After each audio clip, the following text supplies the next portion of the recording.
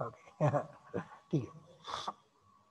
So कॉम्प्रेसरची definition काय आहे? Compressor is a device which is used to increase the pressure of fluid on the expense of work energy supplied. So we are saying this is the definition of compressor, but sir, this is the definition of pump also. No, the same thing is applied to pump also. Pump also is a power consuming device that is also used to increase the pressure of fluid. Pump पण तेच करतोय, compressor पण तेच करतोय, मग फरक कशात आहे? What is the difference? Can anyone tell me what is the difference between pump and compressor?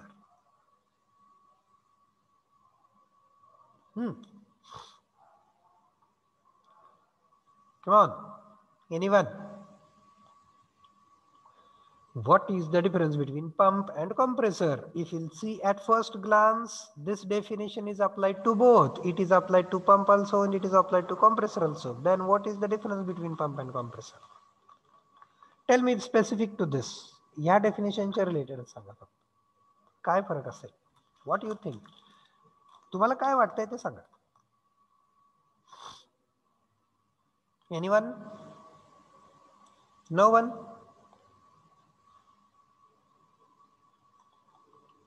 ठीक आहे. पंप मध्ये आपण पाणी हे करतो ना, पण कॉम्प्रेसर मध्ये फक्त एअर असते. बर, पंप मध्ये फक्त पाणी असतं, वॉटर असतं, आणि कॉम्प्रेसर मध्ये फक्त एअर असते.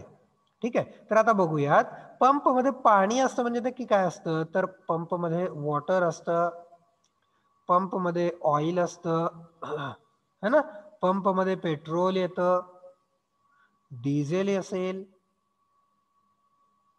देन मिल्क असेल, दूध पण असेल. Getting it?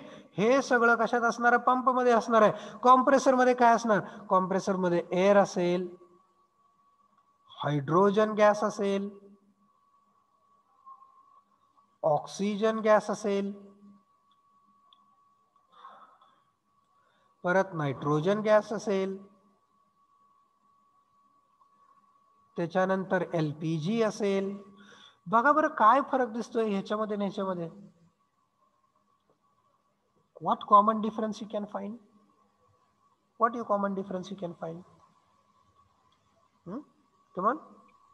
तर पंप मध्ये लिक्विड्स असतात आणि कॉम्प्रेसर मध्ये सगळे गॅसेस. बरोबर, लिक्विड आणि गॅस. लिक्विड आणि गॅसियस. तर आपण ह्याला वेगळ्या अँगलनी मांडूयात. We will call it as compressible fluids.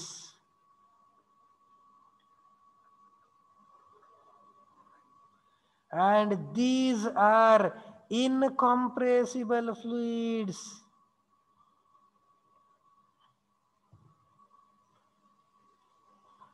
अरे बरोबर आहे का? Is it correct? पाणी कसं आहे? Can you compress water? No, you cannot compress water. Can you compress oil? You cannot compress oil. Can you compress petrol? No, you cannot. Can you compress milk? No, you cannot compress these fluids. These are the fluids which are incompressible. So whenever we will use a device to increase the pressure of incompressible fluids, then it is called as the pump. When you will use the device to increase the pressure of compressible fluids, then it is called as a compressor. Compressible fluid म्हटलं की compressor म्हणायचं, incompressible fluid म्हटलं की त्याला pump म्हणायचं. Got it? Got the difference? ठीक आहे. So let us we will continue with. हा खाली पण लिहिलंय, compressor is a machine which compresses the air or any other gas. तुम्ही मगाशी इथं बघितलं असं तरी उत्तर देऊ शकला असता. To a pressure above atmosphere. Pressure कसं पाहिजे? Above atmosphere. By using mechanical work. So compressor is an air pump. कॉम्प्रेसरलाच तुम्ही काय म्हणू शकता? Air pump. Okay, so no issue. तुम्ही एवढं लक्षात ठेवलं तरी भास होईल. Compressor is device which is used to increase the pressure of compressible fluids. Okay, on the expense of energy supplied. आणि एमसीक्यू साठी काय महत्वाचं आहे, कसलं डिव्हाइस आहे हे, पॉवर कंझ्युमिंग डिव्हाइस. ठीक आहे. तर आपण आतापर्यंत 2 बघितले पॉवर कंझ्युमिंग. कुठले 2 बघितले, pump. All pumps are power consuming devices. Then compressors are also power consuming devices. Clear? Okay, let's go ahead with the, now you guys, can you tell me, so next slide आपली तीच आहे. So applications of compressed air. Can you tell me what are the applications of compressed air? Can anyone tell me? कुठं कुठं लागते compressed air? सायकलच्या चाकामध्ये हवा भराय. Okay, to fill in. आता आपण सायकल फक्त नाही लिहायचो, आपण काय काय लिहायचो, bike, car, bicycle, etcetera, tyres. बरोबर आहे का, टायर मध्ये भरायला. दुसरं ऍप्लिकेशन. Hello sir. हा बोला. सर, हेलिकॉप्टर आणि एरोप्लेन मध्ये हायड्रोजन गॅस वापरतात का लिक्विड वापरतात सर? हायड्रोजन फ्युअल वापरतात बघा सर, त्याच्यावर प्युअर हायड्रोजन असतं. आता ऍक्च्युली काय माहिती का, एरोप्लेन आणि आता हा दुसरा मुद्दा आहे बरं का, हा आपल्याच्या रिलेटेड नाहीये. एरोप्लेन आणि हेलिकॉप्टर मध्ये दोन्ही ठिकाणी फ्युएल हे पेट्रोलच असतं. पहिली गोष्ट, हायड्रोजन हे फ्युएल म्हणून व्हेइकल्स मध्ये वापरलं जात नाही. जिथं ह्युमन्स आहेत तिथं हायड्रोजन फ्युएल म्हणून वापरलं जात नाही. Keep this thing in mind because hydrogen is highly explosive.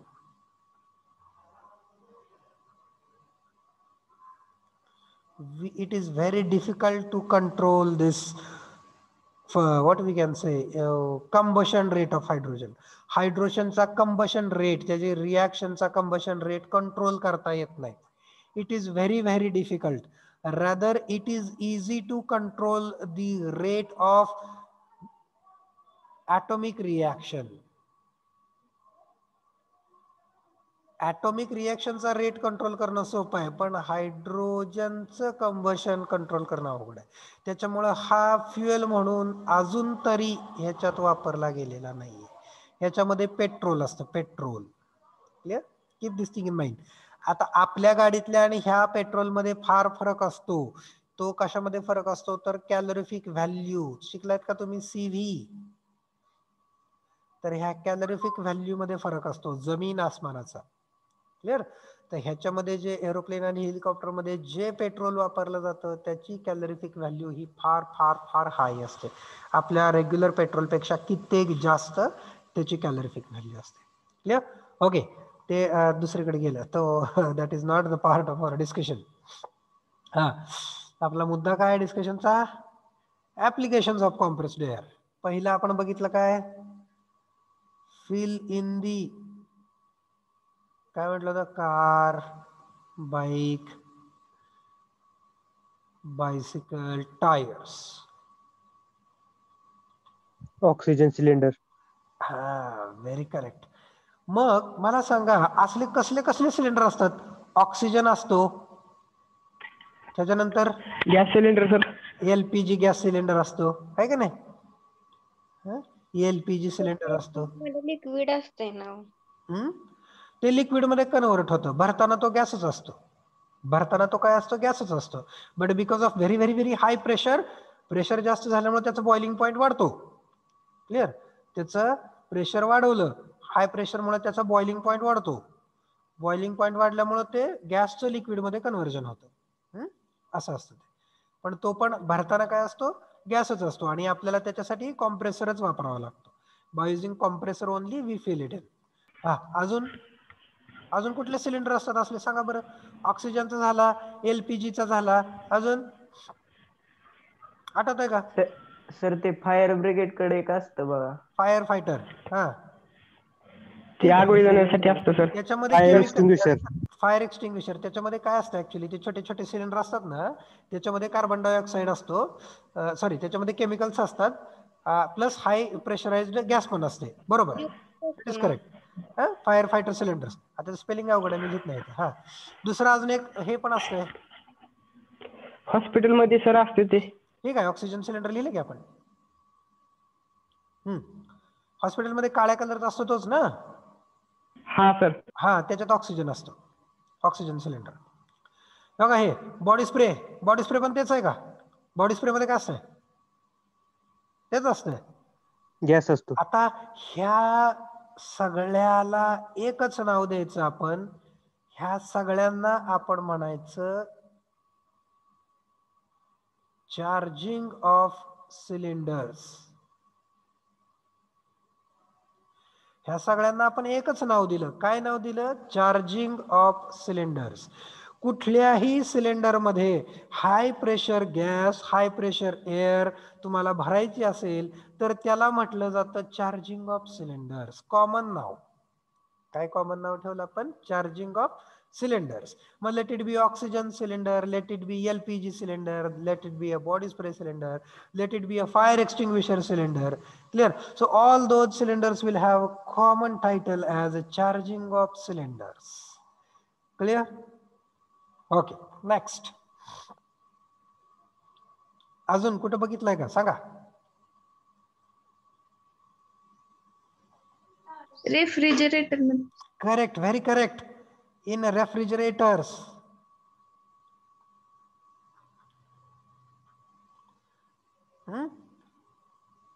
ACs, air conditioners. Air conditioners मध्ये, एसीज मध्ये हा असतो कोण? कॉम्प्रेसर. कुठं असतो सर? फ्रीज मध्ये कॉम्प्रेसर कुठं असतो? दिसला नाही की आम्हाला कधी. तर फ्रीजच्या पाठीमागच्या बाजूला व्हायब्रेशन्स होत असतात नेहमी. असा फ्रीज असतो आपला. फ्रीजचा हा साइड व्ह्यू आहे बरं का.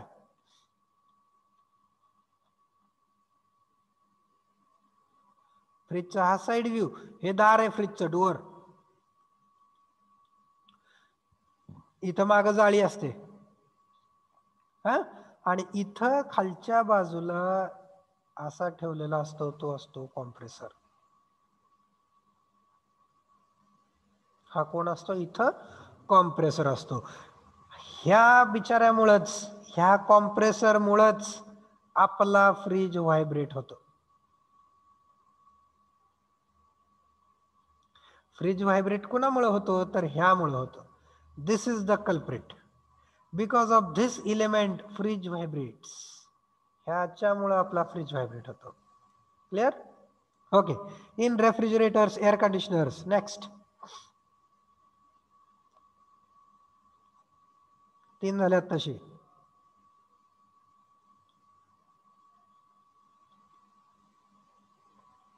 Come on.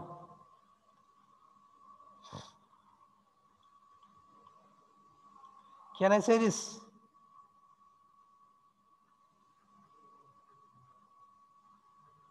काय लिहिले? अक्षर थोडं घाण येते बट मॅनेज. हा, what is this? Spray painting. हा, शक्य आहे का? हो. Spray painting. Have you seen it? Compressed air is used in spray painting. गणपतीच्या मूर्तींना कधी रंग देताना बघितलाय का?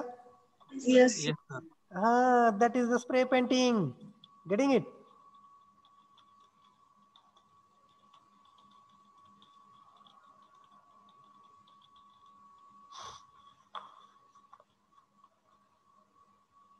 तर हेअर ड्रायर मध्ये पण होऊ शकते का? Very correct. Hair dryer is also an option. Hair dryer पण ऑप्शन आहे. अगदी बरोबर.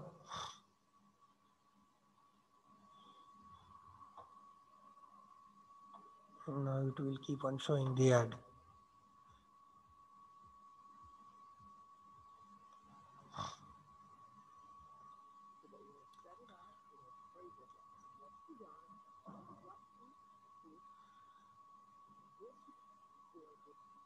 See, pressure regulator they are having. So they are fueling the color in. See.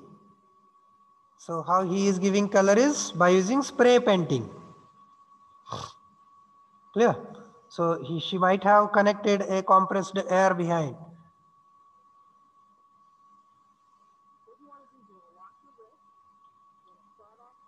See, here is pipe, here is pipe.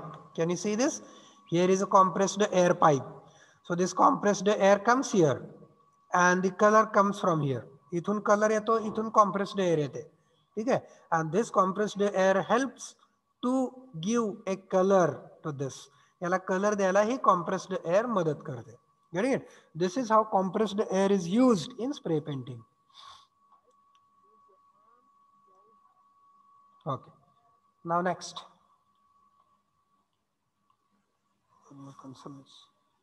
Just a second, guys.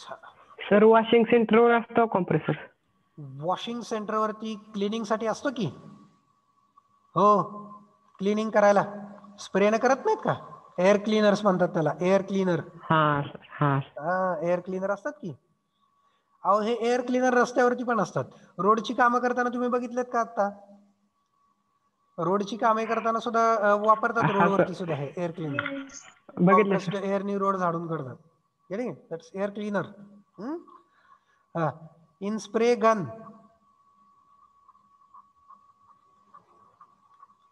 To kill insects. Insects kill करण्यासाठी spray gun वापरली जाते. त्या spray gun मध्ये पण हे असतंय compressed air. ठीक आहे. So now next. अरे यार ही तर जरा गडबड व्हायला लागली. So I will open paint. Paint will help me a lot.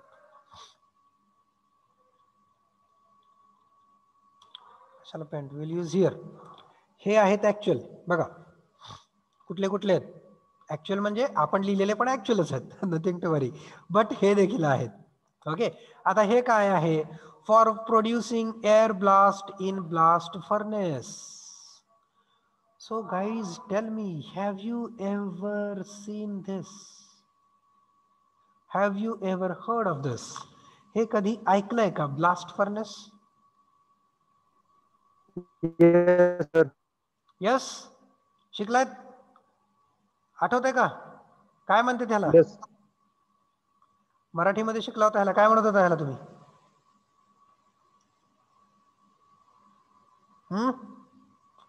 Does anyone remember?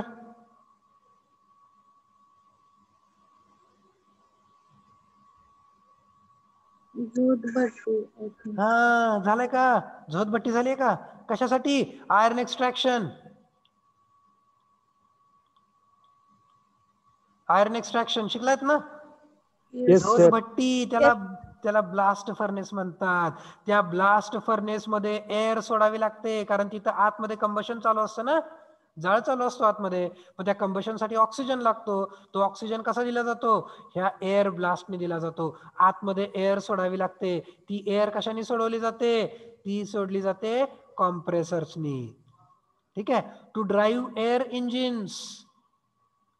Air engines. Clear? काही गाड्यांमध्ये पेट्रोल असतं, डिझेल असतं. जिथं पेट्रोल डिझेल नाही तिथं एअर इंजिन पण वापरलं जातं. कॉम्प्रेस्ड एअर वापरली जाते to drive it. Clear? Then to produce air blast in workshops. तर सर हे काय? Air blast in workshops. That I will show you so that you will understand.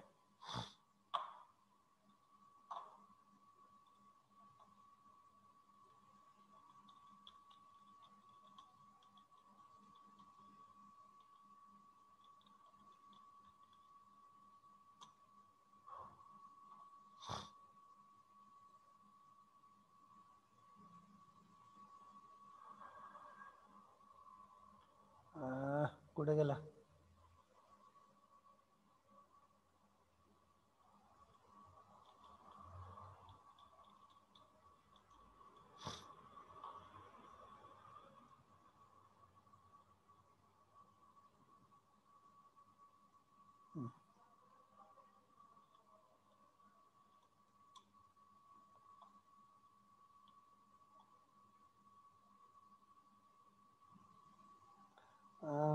बघितलंय का तुम्ही?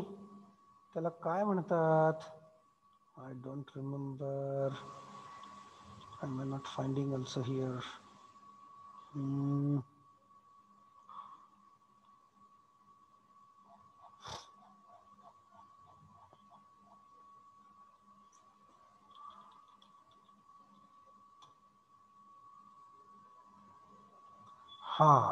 This how. Have you seen this?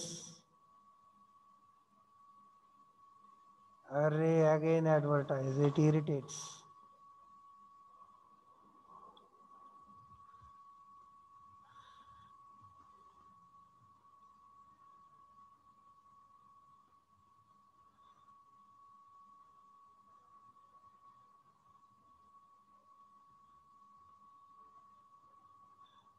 This one.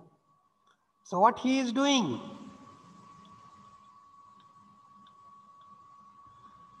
So what do you think? What he may be doing there? हे काय करतं ह्यानी?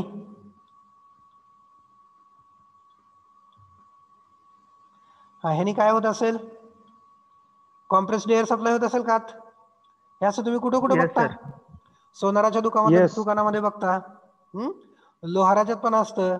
त्याला भाता म्हणतात कधी कधी. Have you ever heard it? This is creating blast in furnace. तर हा जो जाळ चालू आहे ना, ह्याला म्हटलं जातं furnace. This is called as furnace. Clear? And this is air blast. आतमध्ये हवा सोडणे with pressure. प्रेशरनी हवा आत सोडणे. This is air blast and this is furnace. जिथं जाळ चालू आहे, जिथं कंबशन चालू आहे, that is called as a furnace. Getting it? ते हे ऍप्लिकेशन. सर वाजवायची पेटीत पण असतं ना सर? असतं की. हो असतं, त्याच्यावर चालते ती. Very correct. परत हे पुढचं बघा. For cooling systems of large buildings. Is it correct? Yes sir. Yes, very correct. तुम्ही जर कधी विठ्ठल मंदिरात गेला असेल तर डोक्यावरून एक मोठी पाईप जात असते. किंवा तुम्ही कधी कवठेकर मॉलमध्ये किंवा अशा कुठल्या मॉलमध्ये गेलात तर पूर्ण मॉलमध्ये थंड एसी चालू असतो, गार हवा चालू असते. कुठून येते ती एसी? तर वरती मोठ्या मोठ्या डक्ट असतात. त्या डक्ट मधून हाय प्रेशर एअर जी की थंड आहे ती पाठवलेली असते. That enters. So this is cooling system of large buildings. त्याला सेंट्रल एसी म्हणतात. हा शब्द तुम्ही ऐकला असेल, central AC. Getting it? So that is a central AC.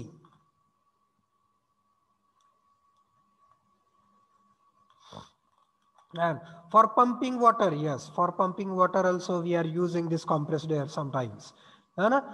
For spray fuel oil in the cylinder of large diesel engines. कधी ऐकलं का डिझेल इंजिन मध्ये फ्युएल पंप असतो? मग सर फ्युएल पंप आहे म्हणताय की आणि डिझेल स्प्रे करायचंय म्हणताय की, मग कॉम्प्रेसर कसा आला? तर बघा, त्या डिझेलचं काय होतं? इव्हॅपोरेशन होतं, है ना. बिफोर स्प्रेइंग इनटू इंजिन मध्ये टाकायच्या आधी डिझेलचं इव्हॅपोरेशन केलं जातं आणि त्याच्यानंतर त्याला कॉम्प्रेसरने स्प्रे केलं जातं. पुढं spray gun to kill insects किडे वगैरे मारायसाठी स्प्रे गन असते. Transport material like cement, food grains, त्यासाठी पण कॉम्प्रेस्ड एअर वापरली जाते. फॉर ड्रायव्हिंग एअर मोटर्स, जे मगाशी मी म्हटलं एअर इंजिन्स वगैरे आहे ना. इन द माइन्स, कोळशाच्या खाणी, त्या कोळशाच्या खाणीमध्ये काय असतं? आपण इलेक्ट्रिक डिव्हाइस वापरू शकत नाही, कारण तिथं जर स्पार्क झाला तर ब्लास्ट होऊ शकतो. We cannot use electric motors. So at that time, at that place, what we are using? Air motors. तिथं एअर मोटर्स वापरले जातात. क्लिअर? किंवा त्यालाच दुसरं नाव पण काय आहे माहिती का? Pneumatic diggers.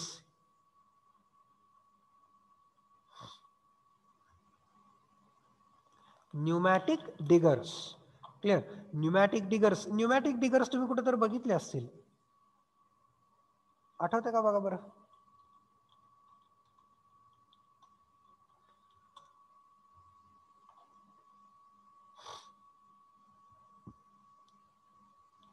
कधी बघितलंय का असं हातामध्ये एखादं डिव्हाइस घेतलं जातं आणि त्याने खड्डा खांदला जातो? Have you ever seen it? We'll see this video, no? Sir blasting उडवताना विहिरीत. नाही, विहिरीत ब्लास्टिंग मध्ये ते कॉम्प्रेस्ड एअर कुठं असते? तिथं हे असतात, काय म्हणतात त्याला, जिलेटिन असतं त्याच्यात. सो हे कॉम्प्रेसर चालू केला, ठीक आहे. कॉम्प्रेसर मधून कॉम्प्रेस्ड एअर आली and this is pneumatic digger. Clear? So काय होत सिमेंटचे असेल, रस्ते ब्रेकिंग करण्यासाठी वापरतात ना. हा स्टोन ब्रेकिंग साठी वापरतात. आपल्या इथे ते स्टोन ब्रेकिंग साठी वापरलं जातं. ठीक आहे. So he is also just see, है ना. So it is digging. Clear. Pneumatic stone breakers, diggers. So this is how also compressed air used. अशा पण ठिकाणी कॉम्प्रेस्ड एअर वापरली जाते. Okay.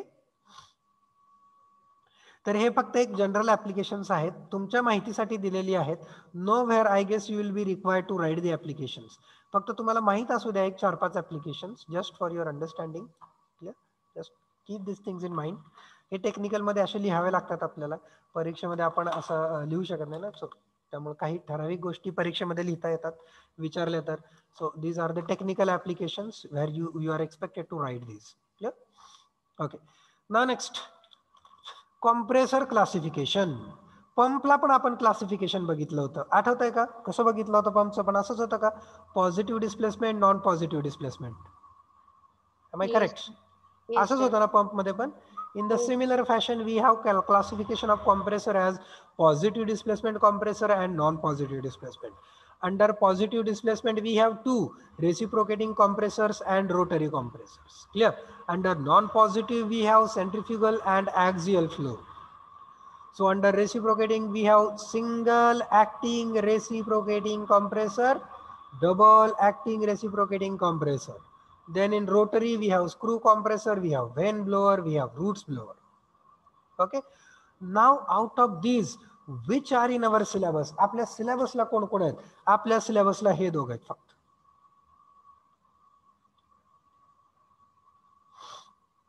We have only these two in our syllabus.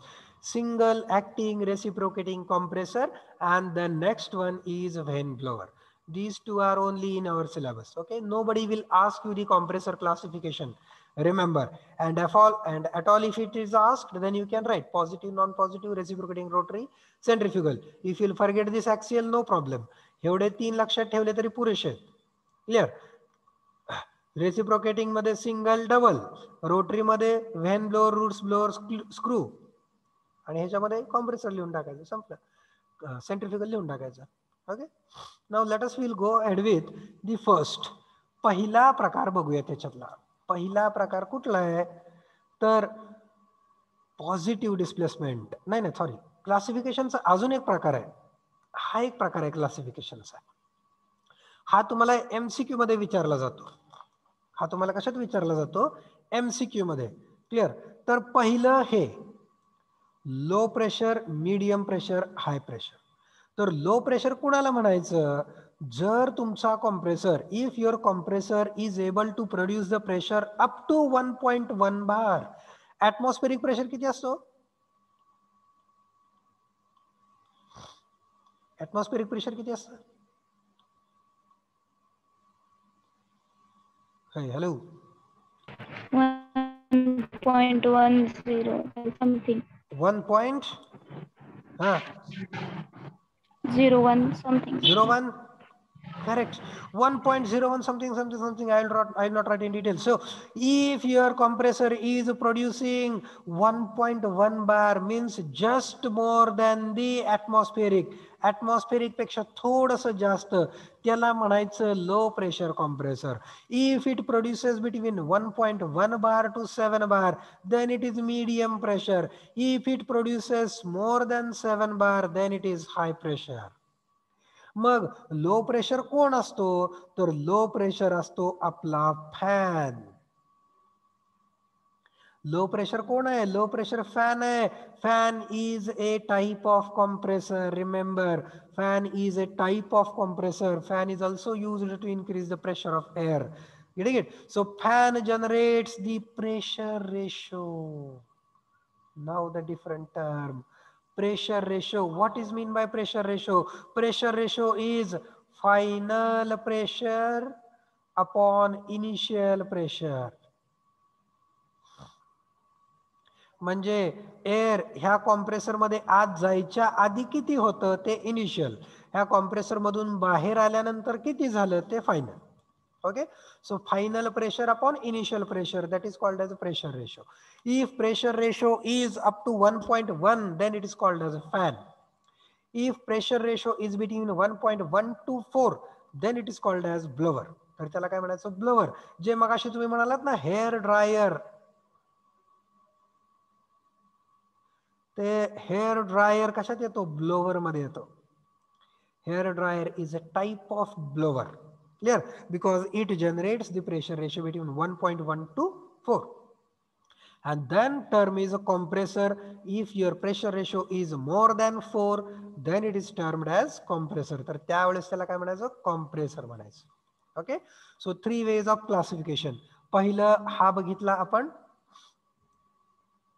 First way, this we have seen, compressor classification. Then the second, according to the pressure generated, low pressure, medium pressure, high pressure, and third one according to the pressure ratio, fan, blower, compressor. मग परीक्षेमध्ये कोण विचारलं जातं? परीक्षेमध्ये ह्या तिघांवर प्रश्न असतो. MCQ. If pressure ratio is up to 1.1, then it is fan. If pressure ratio is between 1.1 to 4, then it is blower. If pressure ratio is above 4, then it is compressor. तर त्याला काय म्हणायचं? कॉम्प्रेसर म्हणायचं. Clear? So for exam this is important. Fan, blower, compressor. Will you remember it? लक्षात राहील का? सोपं आहे का? सिंपल आहे. Yes, sir. Okay. Yes, sir. Now let us will go ahead with the first type of compressor in our syllabus. Plus syllabus मधला पहिला compressor आपण बघणार आहे पॉझिटिव्ह डिस्प्लेसमेंट कॉम्प्रेसर. आपण बघणार आहे सिंगल ऍक्टिंग रेसिप्रोकेटिंग कॉम्प्रेसर. कुठला बघणार आहे आपण? Single acting reciprocating compressor. This we are going to see. Okay. So now can any one of you explain me its working? याचं वर्किंग कोण सांगू शकेल का? ही जर डिफिकल्ट वाटत असेल तर तुम्हाला एक्सप्लेन करण्यापुरती एक सोपी ड्रॉइंग काढतो.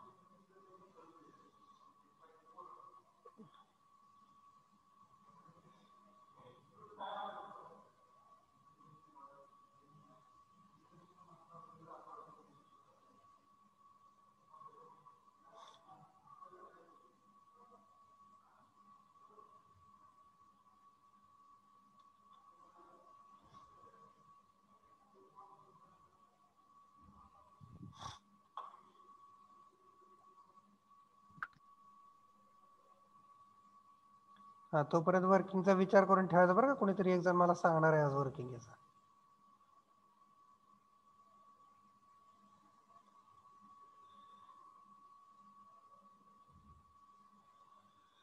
हा, come on, tell me. So अगदी पहिल्या त्या सिंगल ऍक्टिंग रेसिप्रोकेटिंग पंप सारखाच आहे थोडा थोडा.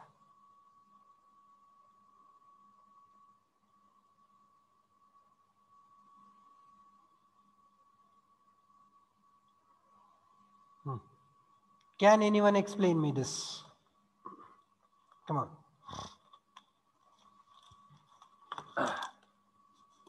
कसं असेल हे? हा, सिंगल ऍक्टिंग रेसिप्रोकेटिंग पंप शिकलाय तुम्ही. हा साधारण तसाच आहे. Don't worry, I am going to explain you.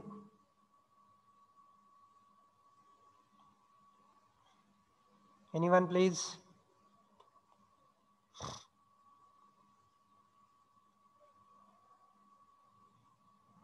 No one? नाव घेऊ का? बर, कोण सांगेल?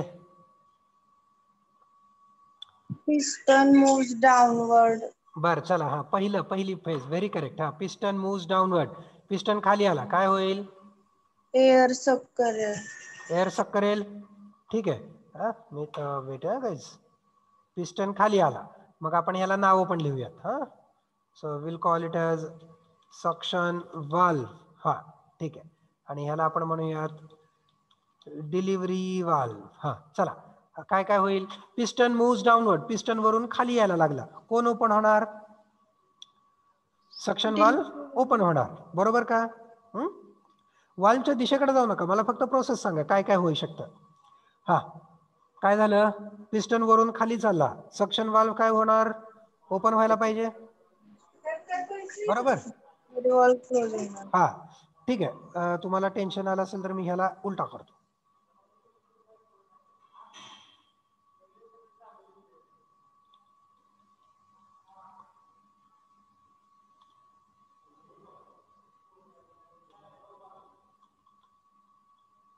हा चला, असा ठीक आहे. आता तरी सांगा. हा पिस्टन खाली चालला, पिस्टन खाली चालल्यामुळे काय झालं? सक्शन झालं. Suction valve open झाल्यामुळं झाला. काय झालं? सक्शन वाल्व ओपन झाला. सक्शन वाल्व ओपन झाल्यावर काय होणार? डिलिव्हरी वॉल्व क्लोज होणार. डिलिव्हरी वाल्व, व्हेरी बरोबर, very correct. Delivery valve close होणार. पिस्टन इथपर्यंत पोचला, हा काय झाला? ओडीसी, आउटर डेड सेंटर, याला आयडीसी म्हणूयात.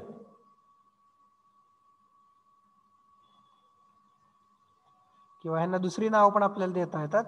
ह्याला म्हणूयात आपण TDC म्हणजे टॉप डेड सेंटर. ह्याला म्हणूयात आपण इथं BDC म्हणजे बॉटम डेड सेंटर. ठीक आहे. पिस्टन टॉप डेड सेंटर कडून बॉटम डेड सेंटर कडे आला, सक्शन वाल्व ओपन झाला, डिलिव्हरी वाल्व क्लोज झाला. आतमध्ये काय आलं? एअर. आतमध्ये एअर भरली गेली, बरोबर. ओके, आतमध्ये सगळ्या ह्याच्यात एअर झाली. क्लिअर? तर ही जेवढी एअर ह्याच्यात भरली जाते, बघा आता मी काय सांगतोय बरं का, जेवढी air, amount of air sucked inside the cylinder at the end of suction stroke.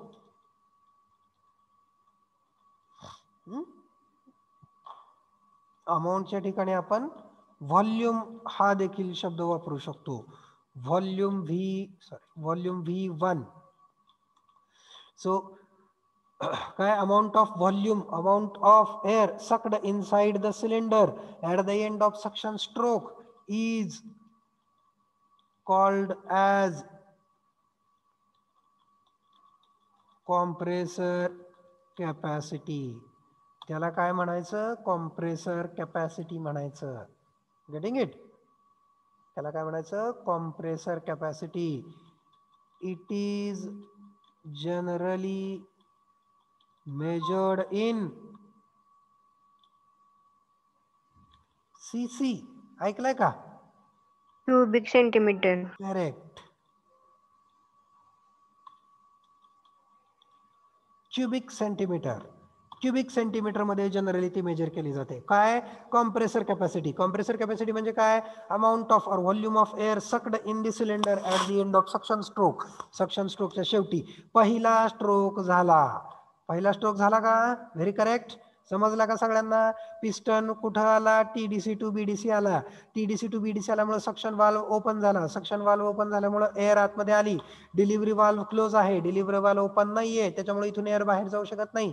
त्यामुळे सगळ्या ह्या सिलेंडर मध्ये एअर भरली गेली. Air is completely filled in side the cylinder. Done it? Now stroke 2. What will happen at the stroke 2? Piston moves bottom to top. Correct. Now piston will start moving from bottom to top, means from BDC to TDC. कुठून कुठं जाईल? Bottom dead centre to top dead centre, तिकडे जाईल piston. त्यावेळेस काय होईल? Then delivery suction valve is closed and delivery valve is open. Suction valve is closed.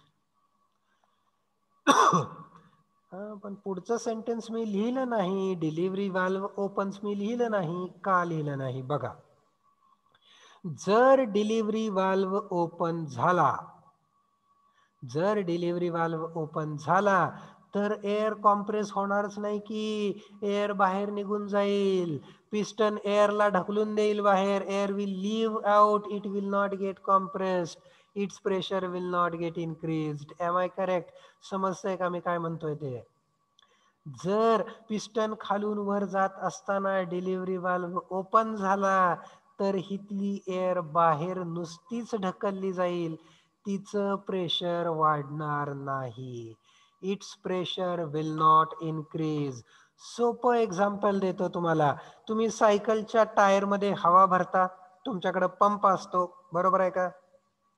आता मला सांगा, त्या पंपची पाईप तुम्ही सायकलच्या नोझलला जर लावलीच नाही, नुसती हातात धरली, पाईप मोकळी हातात धरली आणि तो पिस्टन वरती खाली केला, तुम्हाला प्रेशराइज्ड एअर भेटते का हो? नाही सर. नाही भेटत. आणि जरी भेटली तरी एकदम मायन्यूट, अगदी कमी. Very low pressure you will get. You will not get a pressurised air out. Getting it? Means during second stroke. हा फरक आहे सेंट्रिफ्युगल रेसिप्रोकेटिंग पंप आणि रेसिप्रोकेटिंग कॉम्प्रेसर मधला. पहिला काय? दोन्ही कॉइल क्लोज कसे राहणार? हा दाखवतो की. During second stroke suction valve and delivery valve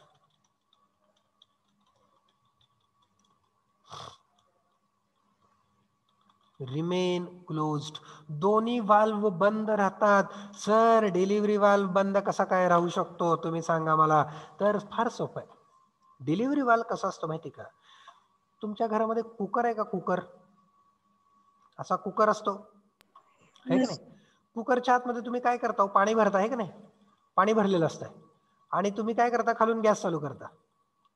gas चालू केल्यामुळे काय होतं? पाण्याचं वाफ होती. पाण्याची वाफ होते, Evaporation. बरोबर आहे का? जसं जसं तुम्ही हीट ऍड करत जाता तसं तसं इथल्या पाण्याचं इव्हॅपोरेशन होतं. पाण्याची वाफ होते, पाण्यामध्ये हीट ऍड होत जाते आणि इथल्या पाण्याचं प्रेशर वाढत जातं. बरोबर आहे का? Yes sir. पाण्याचं नाही म्हणत मी, Yes, sir. इथल्या स्टीमचं. इथल्या स्टीमचं pressure increases. Steam's pressure increases. या स्टीमचं प्रेशर वाढत जातं. मग काय होतं? तर इथं वरती एक छोटस काहीतरी बसवलेलं असतं. याला काय म्हणतात? याला काय म्हणता तुम्ही? याला तुम्ही कुकरची शिट्टी म्हणता का? हो.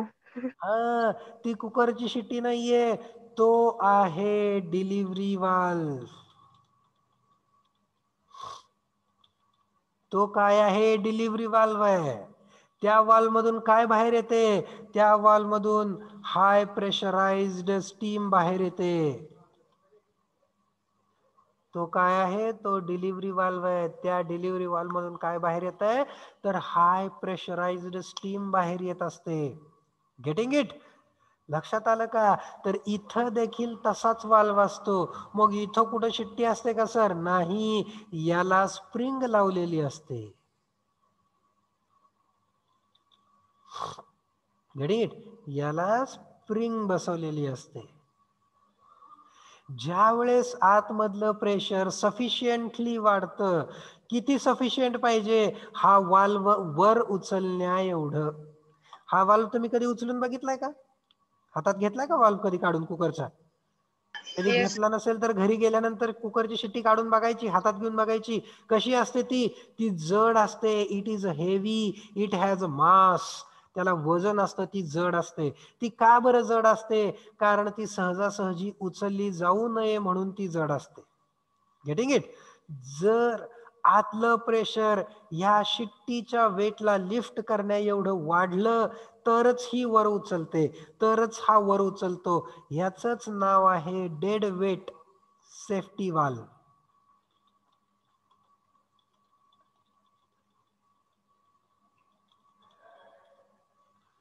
याचं दुसरं नाव काय आहे?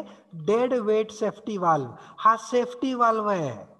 कधी पण बघा, कुकरची शिट्टी जर खराब झाली तर पहिल्यांदा ती बदलायची असते. कुकरचा ब्लास्ट होतो, कुकरचा स्फोट होतो, तो कशामुळे होतो? जर हा वाल्व खराब झाला. हा वाल्व जर उचललाच गेला नाही, तो इथं लॉक राहिला, तर त्या कुकरचा ब्लास्ट होतो. त्याच्यामुळं कुकरमध्ये सगळ्यात जास्त काळजी कोणाची घ्यायची, तर ह्याची घ्यायची. दिस इज अ सेफ्टी वाल्व, त्याचं नावच आहे सेफ्टी वाल्व.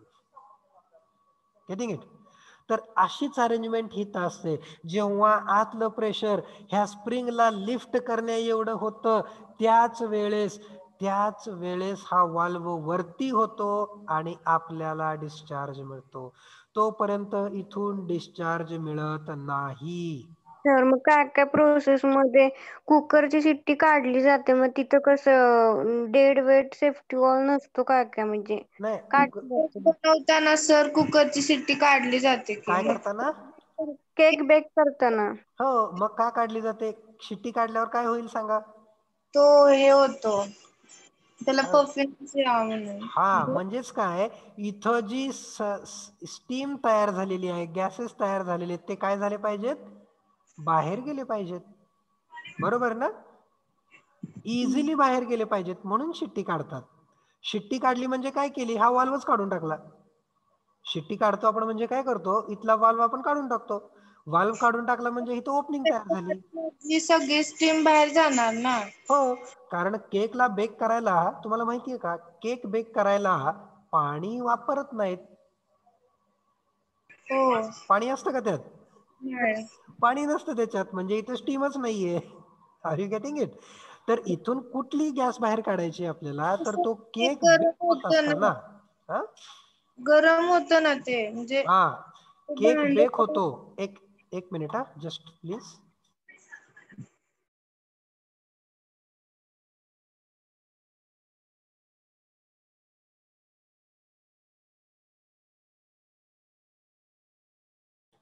हा, आपण केक बेक करतो म्हणजे काय करत असतो माहिती का? तर आपण त्या केकच्या पिठामध्ये सोडा टाकलेला असतो, आहे की नाही? हो सर. आहे की नाही? सर ती शिट्टी जर नाही काढली तर त्या केकचा शिरा होईल की.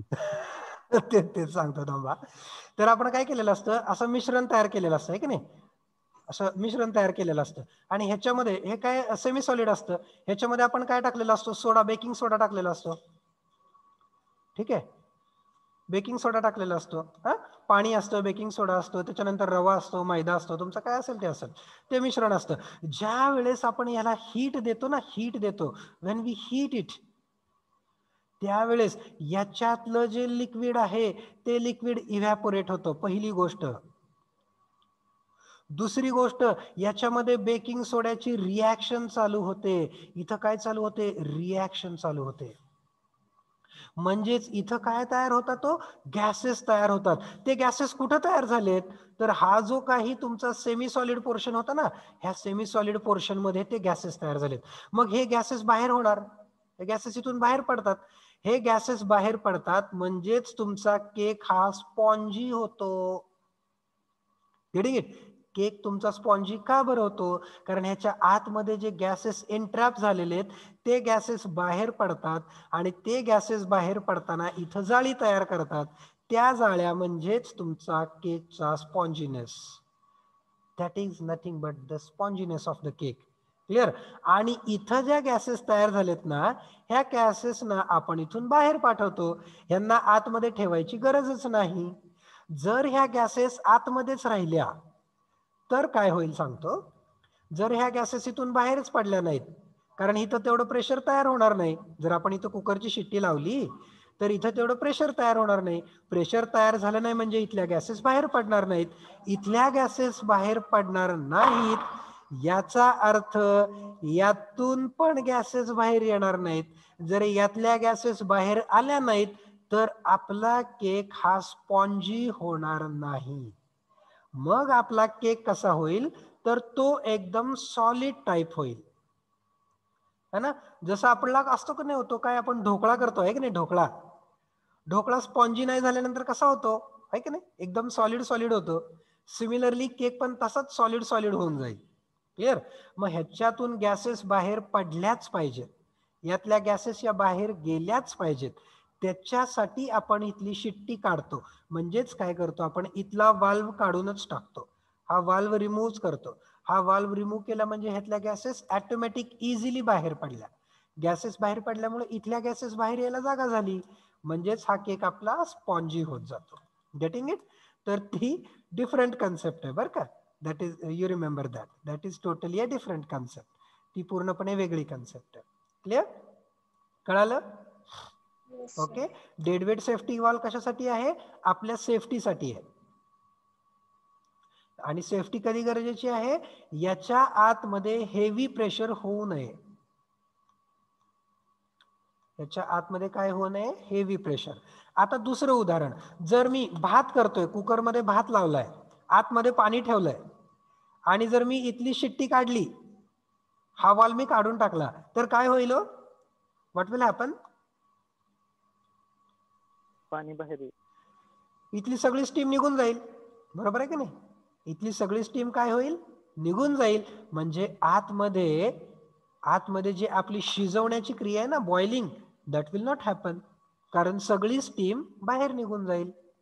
म्हणजेच आपण पातेल्यात भात करतो ना, ती पद्धत. पातेलं डायरेक्ट गॅसवर ठेवतो आहे की नाही, आणि आपण शिजवतो. त्याच्यात आणि याच्यात फरक तोच आहे. Getting it?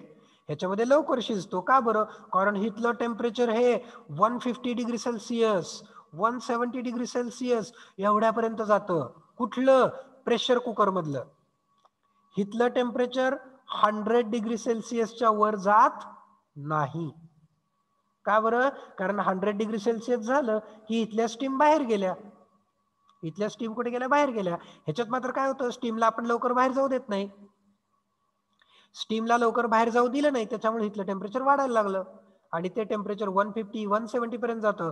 त्याच्यामुळं इथलं कुकिंग लवकर होतं. कारण इथलं टेम्परेचर कसं आहे? जास्त आहे. इथलं टेम्परेचर कसं आहे? मॅक्सिमम 100. ओके, ठीक आहे. So tomorrow once again we will continue with the working of this single acting reciprocating form. ठीक आहे, आज आपण थांबूयात आता.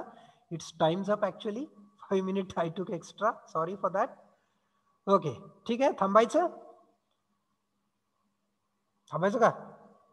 Yes sir. हा, ISCM ओके, ठीक आहे. अरे तुमचा पेपर आहे. Sorry. All the best for paper. Thank you sir. Thank you sir.